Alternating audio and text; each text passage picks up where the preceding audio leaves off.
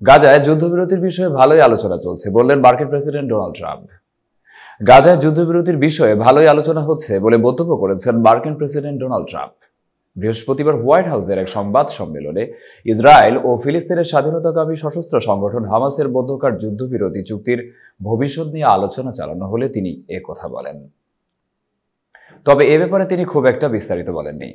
গত 19শে জানুয়ারি গাজায় ইসরায়েল ও হামাসের মধ্যকার 3 ধাপের যুদ্ধবিরতির প্রথম ধাপ কার্যকর হয়।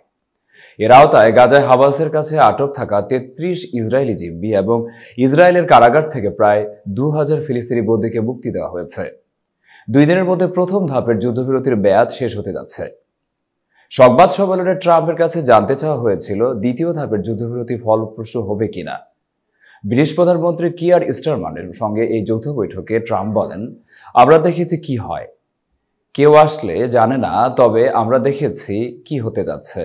আলোচনা চলবে। এতক্ষণ বার্তা বৈঠকের সাথে থাকার জন্য ধন্যবাদ।